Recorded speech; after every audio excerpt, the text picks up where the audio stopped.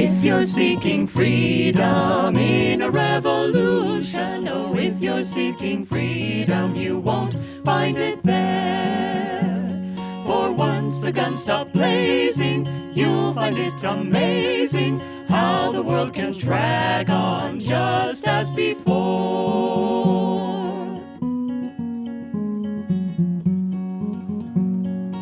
If you're seeking freedom in a marble mansion, oh, if you're seeking freedom, you won't find it there. For even when it's sunny, you'll be counting money, keeping up that showcase your face lined with care.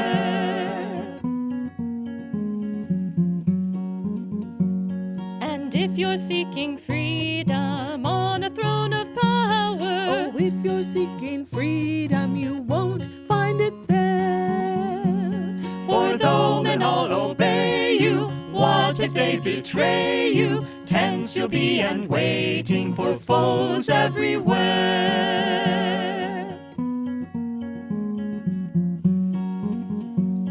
But if you're seeking freedom, cast away desire. Why barter like a beggar? You've wealth everywhere.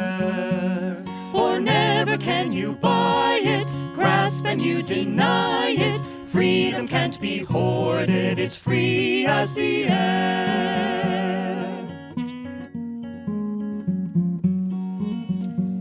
And if you're seeking freedom, seek it on the mountains. Got sunlight on your shoulders, the wind in your hair. For there's no one can hold you, boss about or mold you. Once your heart is free, you'll be king everywhere. For there's no one can hold you, boss about or mold you. Once your heart is free, you'll be king everywhere.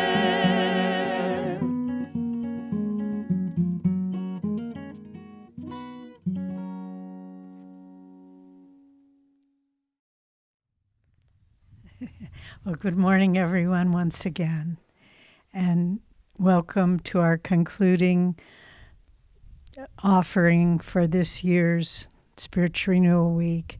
And for those of you who are just joining us for today, welcome to our Sunday service. It's been a glorious week, and I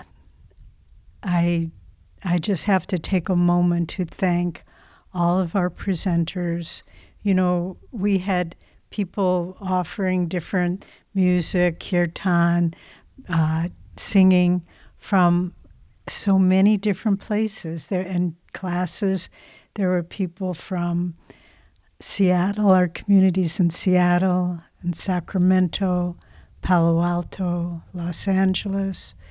Many from our community in Assisi, and they did a beautiful song as part of the concert. And then from India, we had teachers from many of our centers, from in the north, Delhi, and in the south, Pune and Chennai and Bangalore, and from our monastery, Lonavala. So just think, all those people added their energy, their voices, the 94 singers for O Master. And then, of course, we have to thank our remarkable online team who,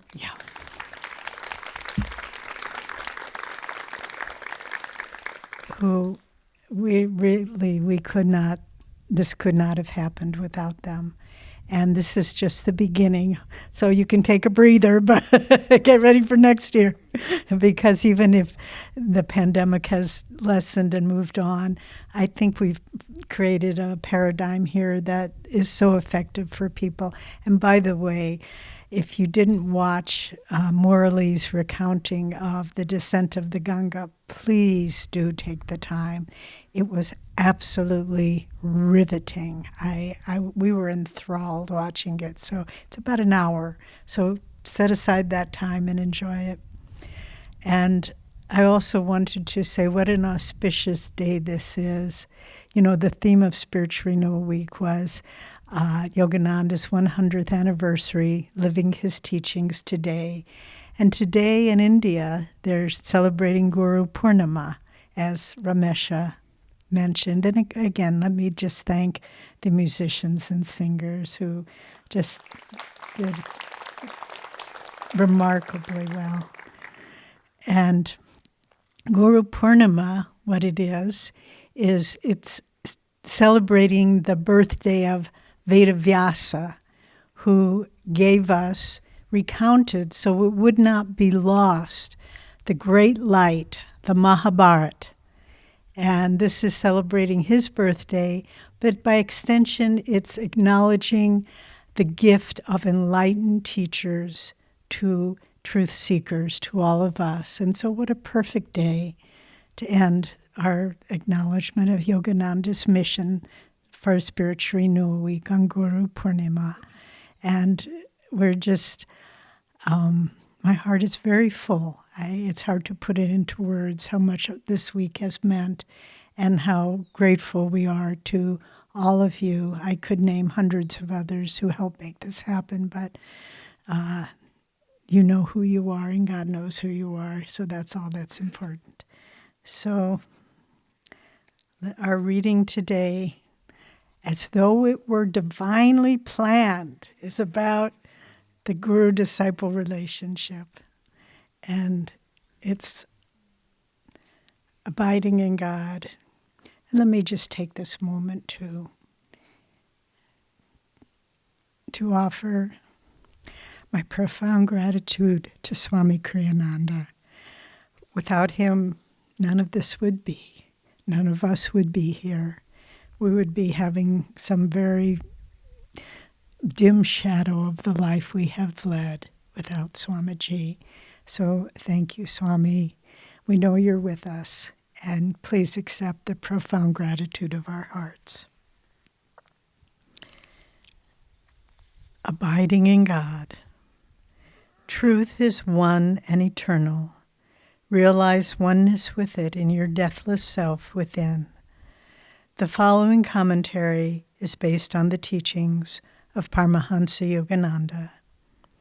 Yogananda often emphasized, more often to his disciples than to the general public, but also to everyone generally, for it was a universal teaching, the importance of attunement. For divine understanding cannot be created, it must be perceived. To the disciples, Yogananda spoke of the importance of attunement with the Guru. To others, he urged the importance, at least, of attuning oneself to higher consciousness. Can an eagle rise without the support of the sustaining air?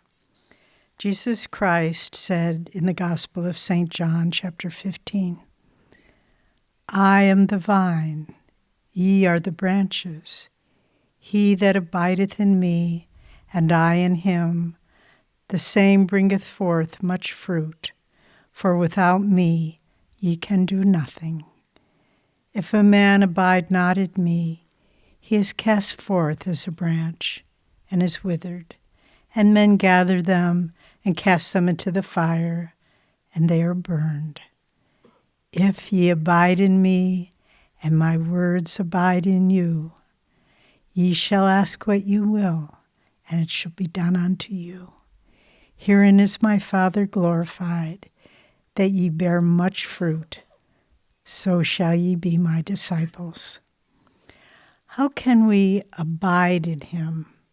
Jesus says, if my words abide in you. By words, he meant not only his spoken words, but his vibrations, his consciousness, of which the words are only an expression. We must abide by the teachings, but we must also absorb those teachings into ourselves, that they become our own experience. For disciples of this path, the more in their hearts they live consciously in the presence of the Masters, the more they will find the divine presence living within them. For all truth seekers, whether disciples or not, the more they live sustained inwardly by the awareness of God's presence, the higher will they find themselves soaring in wisdom and joy. For the Bhagavad Gita says in the 10th chapter, I am the source of everything. For me, all creation emerges. Blessed with this realization, the wise, awe-stricken, adore me. Thus, through Holy Scripture, God has spoken to mankind. Om, Om, Om.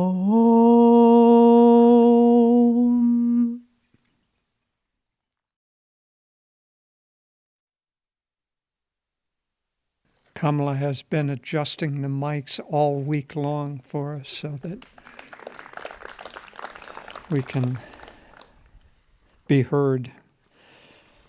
I'm going to read this morning one of the most beautiful poems of all, God's Boatman. This is God in the form of the Guru speaking to us. I want to ply my boat many times across the gulf after death, and return to earth's shores from my home in space. I want to load my boat with all those waiting, thirsty ones who have been left behind, that I may carry them to the opalescent pool of iridescent joy, where my Father distributes his all-desire-quenching liquid peace. Oh, I will come back again and again, crossing 1,000,000 crags of suffering. With bleeding feet I will come, if need be, 1,000,000,000,000 times, as long as I know that one stray brother is left behind. I want thee, O God, that I may give thee to all. I want salvation, that I may give it to all. Free me then, O Lord, from the bondage of this body, that I may show others how they too can free themselves. I want thine everlasting happiness, but I want also to share it with others, that all my brothers may find the way to happiness forever and forever in thee. I want to also read something that our friend Sangeeta sent from India this morning, having to do with Guru Purnima. This is from Master also. The Guru-disciple relationship is the highest expression of friendship, for it is based on unconditional divine love and wisdom. It is the loftiest and most sacred of all relationships. Christ and his disciples were all one in spirit, as are my Master, Swami Sri Yukteswar, and I, and those who are in tune with me, because of the common bond of God's divine love. One who partakes of this relationship is on the way to wisdom and freedom. So I think we all want to partake of that relationship. I find this poem, God's Boatman, to be both profoundly beautiful and comforting, but also I find it a little disturbing for myself, because frankly, I may be one of those waiting, thirsty ones, but I don't want to be so attached to my delusion that Master has to leave his home in space and ply his boat across the gulf after death. I would prefer to continue to try to understand that death does not exist, and therefore there is no gulf. And therefore, Master doesn't have to do all the rowing. Let me do a little bit of the rowing and get across that gulf myself. Let alone do I want him to cross 1,000,000 crags of suffering with bleeding feet if necessary, because I'm one of those waiting ones beside the roadside.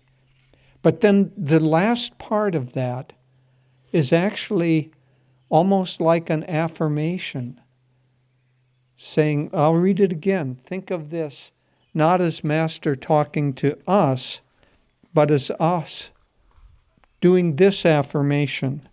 It's almost like there are three parts. He's going to row his boat for the thirsty waiting ones. He's going to cross a million crags of suffering for those who aren't waiting but are still wandering in delusion. But then there's the third part, and it's so this is us speaking on behalf of him, or God in us speaking. I want thee, O God, that I may give thee to all. I want salvation, that I may give it to all. Free me then, O Lord. Master doesn't need to say, free me then, O Lord. This is us. Free me then, O Lord, from the bondage of this body, that I may show others how they too can free themselves. And it goes on for a couple of more lines, but that's, I think, more the aspect of this beautiful poem that applies to all of us. We're trying to free ourselves from this body, from the delusion that we are this body. So come back to Master having to ply his boat across the gulf after death. What does that mean? He's free in space. He's joyful. He's expanded. He's everywhere. But because we can't perceive them, we can't perceive him except if he manifests in a body, then because of our delusion, he has to take on a body, which is not comfortable. Master said when he has to take on a body, it's like getting into a hot overcoat on a warm summer day. It's not comfortable for him, but he's willing to do it. But let's not, you and I at least, demand that of him. Let's try to realize that we can connect with him without him having to manifest in a body. In fact, he's here already. He's right here in this amphitheater. He's sitting right beside you. He's not keeping social distancing. He's inside your mask. He is with all of us all of the time, but we normally don't perceive that because our minds are still vibrating on the level of the senses and on the level of gross material reality. But as soon as we break that, we'll begin to see magic all around us. Now, I'm not talking just theoretically here. We have a member of the community who, her mother, Ophelia, was a very, very beautiful and pure soul. And Ophelia came up as a Catholic and was going to be a nun, but it didn't quite work out. So she married and had something like 10 or 12 children. But she would take groups of Ananda, especially high school children, down to an orphanage in Mexico that she was connected with. At any rate, Ophelia was visiting her daughter here in the community, and at one point she went out walking. So she was walking down, they lived where Benai and his family live now, so they lived in that house. So she was walking in the fields there, and Master appeared to her. And when she came home, she was in a stunned state. Her daughter thought, well, maybe she's had a stroke or something. She said, Mom, I'll call a doctor. And her mother said, no doctor, no doctor. Her mother mainly spoke Spanish, a little bit of English, but mainly Spanish. No doctor, no doctor. And after an hour or two, she came out enough to relate what had happened. So she was walking, and Master appeared to her in physical form, right here. And she said they talked, and her daughter said, what did you talk about? She said, our family, my kids. And she said, but you don't speak much English. How did you talk? He said, we talked. Master doesn't need to speak English when he's inside of our own head. At any rate, they talked for some time. And then as she was leaving, she said, do you often come here? And he said, oh, I'm here all the time. Now, think about that for a minute. Master is here all of the time. We don't have to call him to come. We don't have to ask him to cross the gulf after death. We have to raise our level of perception. And if we can raise our level of perception, then we will see him here all of the time. Now that's why we want to be attuned to the great masters, because their level of perception helps us to see a reality that otherwise we can't see. There was a story of, most of you have seen the movie Finding Happiness, and the actress in that movie, Elizabeth Rome, she still stays in touch. In fact, we were supposed to talk with her last week. We'll probably talk with her next week. We still stay in touch with her. She was visiting a few years ago with her daughter, who was about 6 at that time. And after the weekend, we were driving her down to the Sacramento airport, the two of them. And her daughter said, Mommy, I had an interesting dream last night. Do you want to hear it? And of course, we were all happy to hear the dream, thinking it would be something, not very important, but nice to share with a child. Well, she became our teacher. She said, I dreamt last night that I was swimming in the pond. This was in, not this pond, but the pond by the goat dairy. So she was swimming in the pond, and she said, and a group of fairies came to me. And the queen fairy, I knew she was the queen because she had the long golden hair and the golden skin. She came and she hovered in front of me. And she said, there are not many places in the world that want us anymore. Most places don't want us. They want us here at Ananda. But most places in the world don't want us anymore. Can you help us find more places where we're wanted? Now the same goes for the guru. Most places in the world don't want a guru.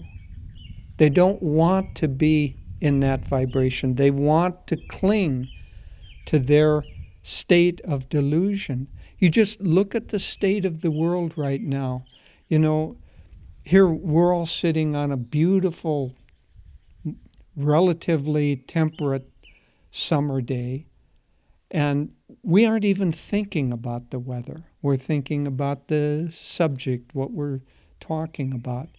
But if we were in the midst of a cyclone or a hurricane or driving winds and rain dashing down, would you pay much attention to what I'm saying?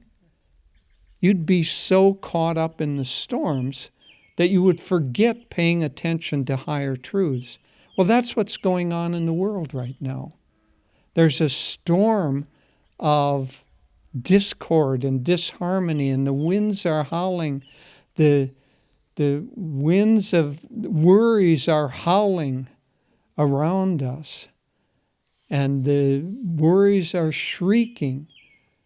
And we're all paying attention, or too much, giving too much attention to the weather and not attention to how to get out of that.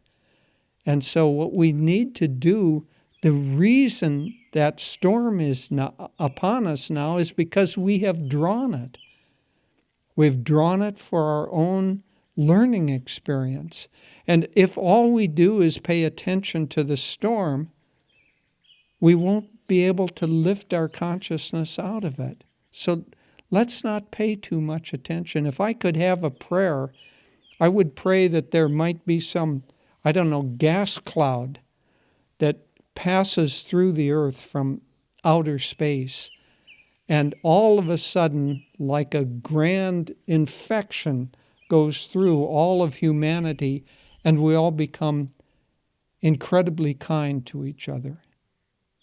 If that happened, the virus would disappear because it wouldn't need to teach us a lesson. All problems would disappear. So that's attunement with the Guru. We're trying to lift our consciousness up. And if we can lift our consciousness up, then by attunement with the Guru, then everything else that we want comes.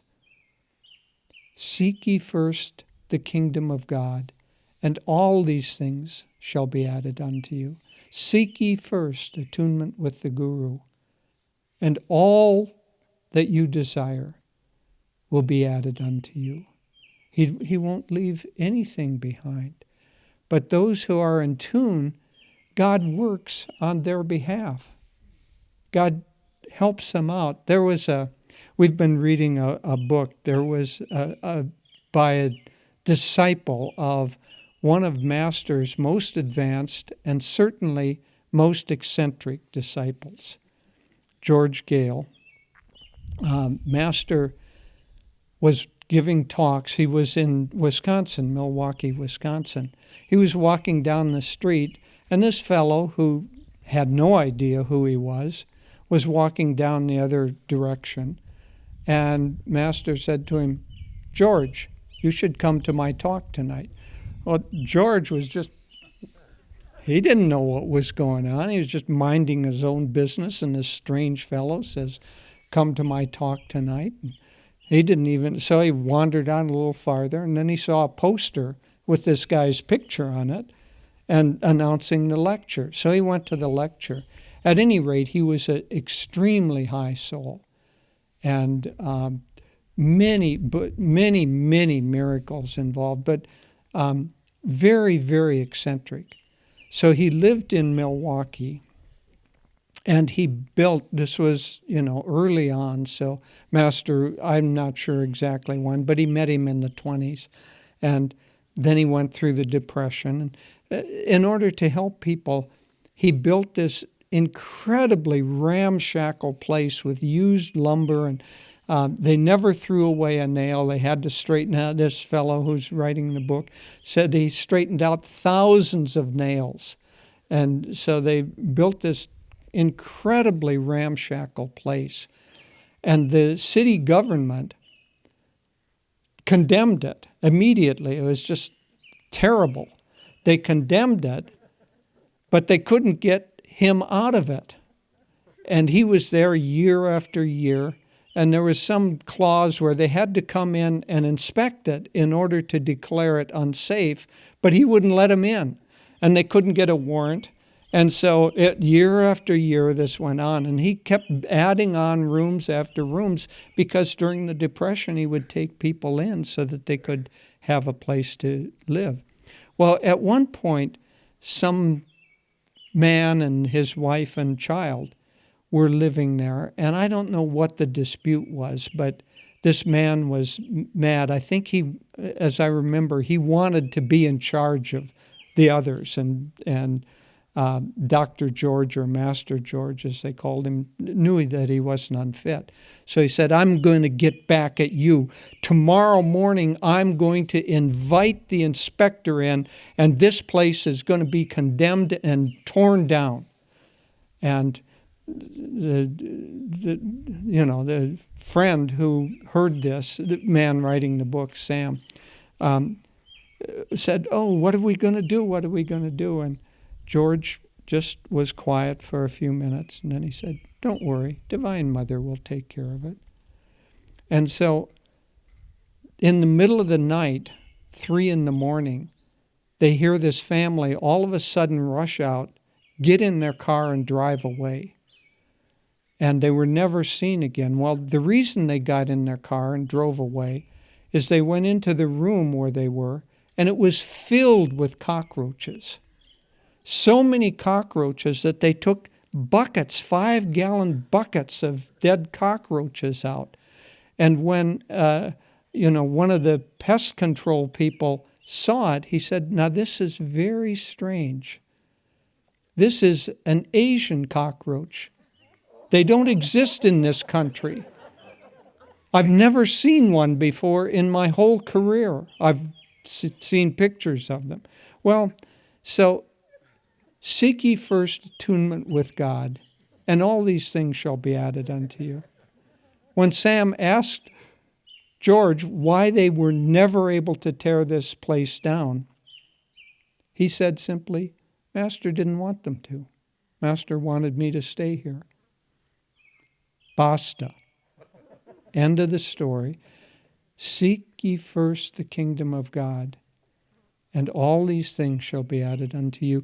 Because God is the vine, and it's His power that flows to us, His power that comes to us, that animates us. And we can't see that, and therefore we think that we're separate. We think there's a death. We think that there's a gulf after death. And because we are insistent in staying in that delusion, then Master has to ply his boat across the gulf after the delusive death, and he has to cross 1,000,000 crags. Well, I myself want to get out of that position. So how to do it? Well, Swami is a perfect example of how to do that. His whole life was built around attunement with Master. He said at one point, this, was 20 years or more before his passing. So wasn't at the end of his life. It was a little over halfway through. He said to us, I have long tried to attune my every thought and my every action to Master. But I realized that isn't enough. Now I'm also trying to attune every feeling that I have to Master. So attunement of our thoughts, our actions, our feelings to the divine, that is the way out of this dilemma. And it's not like Swami made this up. We repeat it every week in the Festival of Light. Thou shalt love thy Lord thy God with all thy heart, with all your feelings, with all your mind, with all your strength, with all your activity and life force, and with all your soul. We repeat that over and over. But like so many things we repeat, but we don't really try to do it. Well, Swami gave us the model of trying to do that, of really trying to attune every thought, every action, every feeling to Master. So how do we attune our thoughts to Master? Well, first, we have to think of Master. First, we have to have, before any of this works, we have to have the desire, the intention to do that. If you don't want to do it, it's not going to happen. Swami was asked by an interviewer, do you need to have a guru? Well, we assumed we knew what the answer to that one would be. But he said, no, you don't need a guru. Why would you want to have a guru? You don't need a guru. Unless you're trying to find God, of course. Well, then you need a guru. Well, so we don't need to attune ourselves to Master. Why in the world would we? You look around the world and see the news. I don't think many of those people who are screaming and demanding and pounding the podium with their impotent delusion and trying to enforce it on others, I don't think they're trying to attune themselves with Master. But if you and I are, it starts with the intention. And that intention has to grow in intensity until we are desperate to attune our thoughts with Master. That's where Swami was. He was desperate. He knew he was in delusion. He knew he couldn't get out of it on his own. He knew he needed the help of a guru. And so he then, with all his strength and will, tried to attune his every thought with Master. So it begins with intention, but then we have to consciously do that. We have to have a conversation with Master. We have to have a conversation in meditation. We should do the listening part of that conversation, not the talking part. That's why we don't have deep meditations, is that our conversation with Master in meditation is talking at him.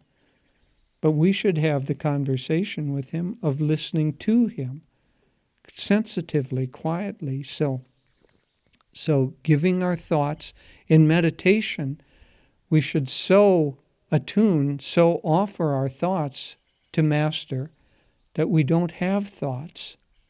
The silence comes when we can go beyond the mind churning and thinking all the time. We should try that in meditation. When we're in activity, we can't do that. So in activity, we should try to relate all of our thoughts to Master. Master, is this a good idea? What do you think about this? I'm having this problem, Master. How should I handle it? Let me attune that to you. We should attune our actions to Master, because if we do, he will guide us. He will let us know how to act and give us the strength to do so. And probably most importantly, but hardest, we should tune all of our feelings also to Master. That means, what if we attune our feelings, our likes and dislikes to Master? What are Master's likes and dislikes? Well, they certainly aren't for anything of the lower three chakras. He doesn't want possessions or money. He wouldn't even keep money. People gave him money, but he wouldn't keep it. As Nimkroli Baba said, money flows around a saint. It doesn't flow to them. So when we try to offer something to Master, it flows around him to help his work. So he doesn't need anything of the lower three chakras. So what does he need of our feelings?